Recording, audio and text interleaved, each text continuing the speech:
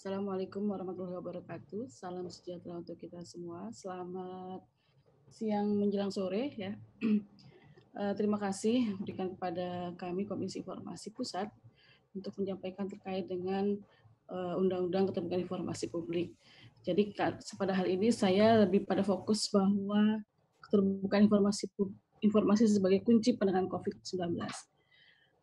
Sebelumnya saya ingin melihat histori bahwa Undang-Undang Keterbukaan Informasi Publik ini memang diinisiasi oleh CSO, yang mana diharapkan bahwa dengan adanya undang-undang ini, keterbukaan informasi publik dapat menjamin hak akses masyarakat untuk mendapatkan informasi. Nah, ini juga akan merubah paradigma ketika paradigma badan publik ketika pada waktu itu pengelolaan informasi itu tertutup menjadi terbuka. Dan memang paradigma undang-undang terbuka informasi publik ini mengatakan bahwa sebelumnya ada undang-undang terbuka informasi itu seluruh informasi dikecualikan atau rahasia gitu, kecuali yang terbuka.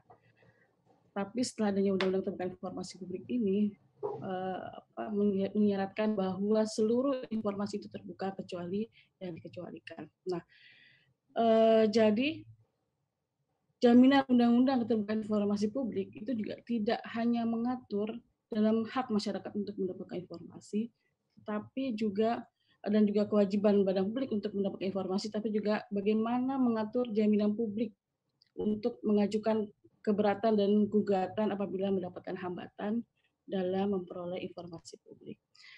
Nah, baik, kita mulai pada slide yang pertama, bahwa saat ini memang sudah banyak keresahan dari masyarakat bagaimana tentang isu-isu tentang keterbukaan informasi dana COVID. Baik dari mulai pemerintah pusat sampai pemerintah desa, saya pikir seluruh informasi itu dipertanyakan bagaimana penggunaan anggaran dana COVID. Kalau kita perlebar lagi, kita perluas lagi, mungkin tidak hanya pemerintah, tapi badan publik, ya, badan publik yang menganggarkan dana COVID itu juga harus transparan. Seluruh informasi itu harus dapat diperoleh oleh masyarakat. Ini sesuai dengan Undang-Undang Terbuka Informasi Publik.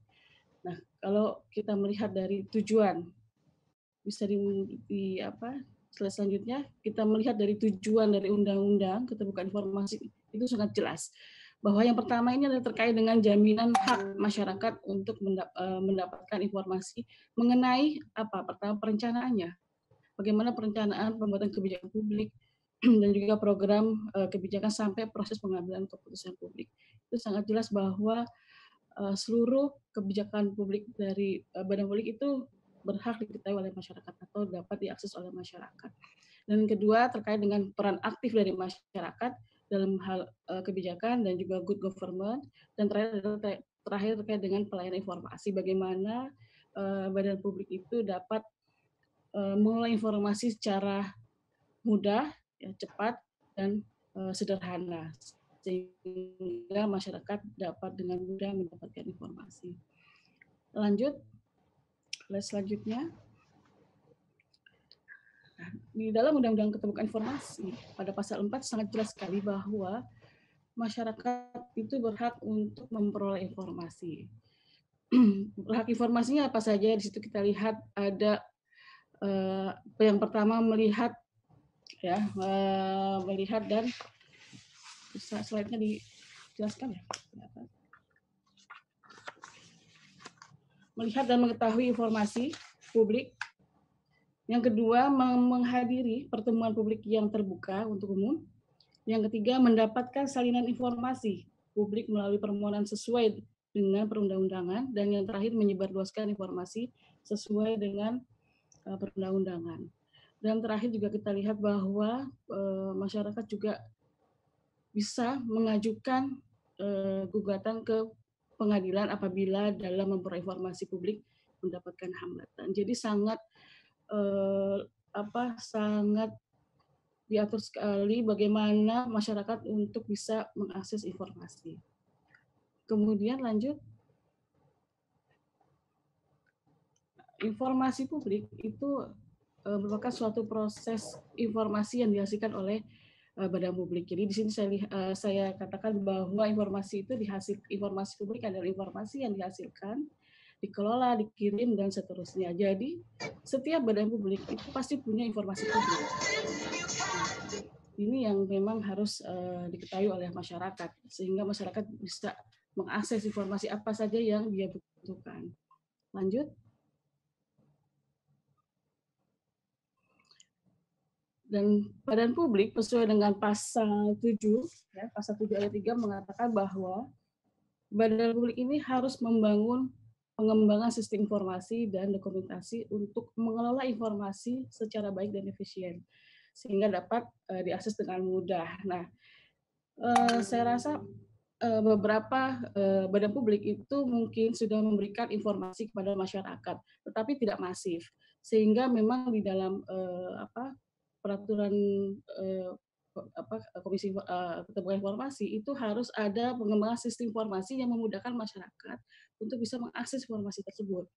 Nah sekarang ini kan kalau yang cepat itu kan informasi misalnya melalui medsos, ya itu sangat cepat, mudah dan sangat sambil masyarakat itu sudah istilahnya informasi dalam genggaman, masyarakat itu sudah bisa membuka informasi melalui Android-nya. Itu yang sangat memudahkan masyarakat untuk mendapatkan informasi. Lanjut.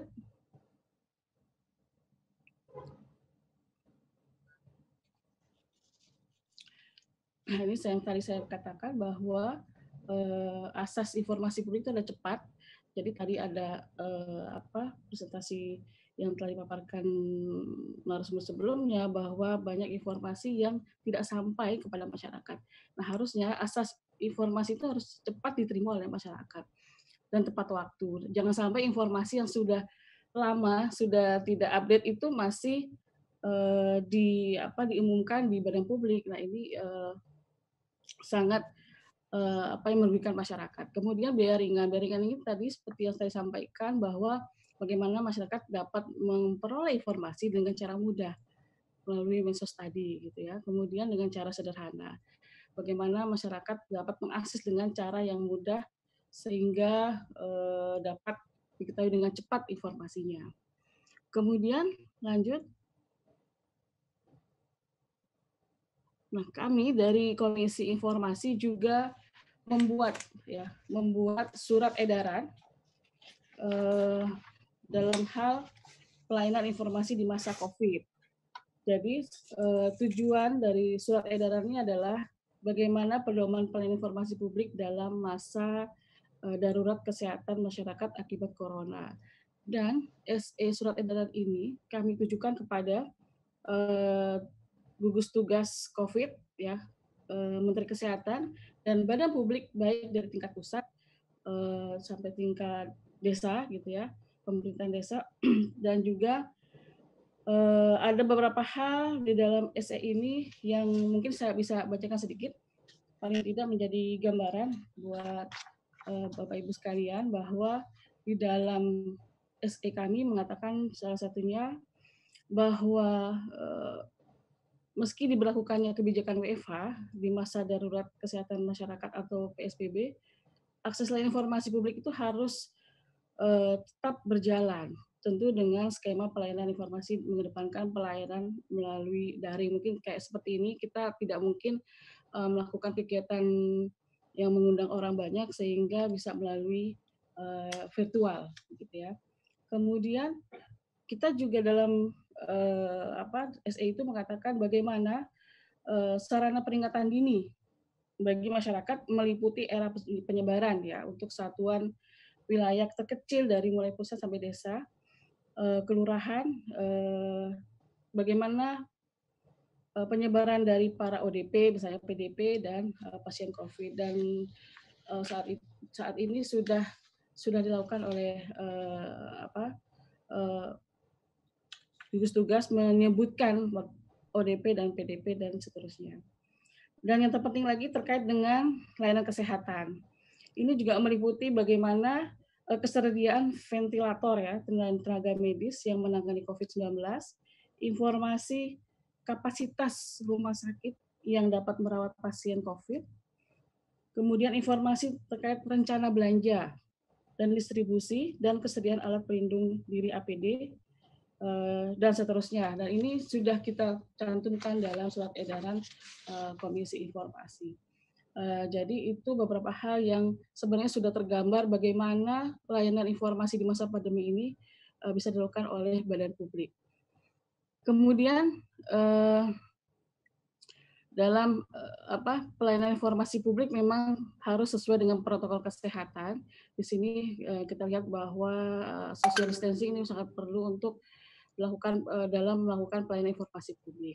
Kemudian penggunaan juga teknologi itu sangat penting di saat ini untuk dilakukan oleh badan publik karena keterbatasan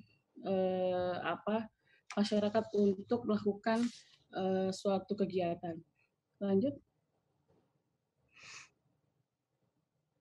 Ini yang sudah saya jelaskan tadi bahwa pemanfaatan teknologi ini sangat penting di masa pandemi ini karena tidak bisanya orang untuk melakukan aktivitas dalam skala besar, sehingga sekarang banyaklah kegiatan-kegiatan itu melalui virtual seperti ini. Kemudian lanjut. Baik, yang terakhir saya pikir kita bersama memang harus mengawal bagaimana mengawasi distribusi bansos, mengawasi perencanaan anggaran COVID, membangun partisipasi masyarakat, dan mengawasi penggunaan anggaran COVID-19. Karena kalau ini kita tahu informasinya, saya yakin akan bisa meminimalisir sebaran hoax yang ada di masyarakat, sehingga masyarakat betul-betul mendapatkan informasi yang akurat, tepat, dan tidak menyesatkan. Jadi mungkin itu saja yang bisa saya sampaikan. Terima kasih.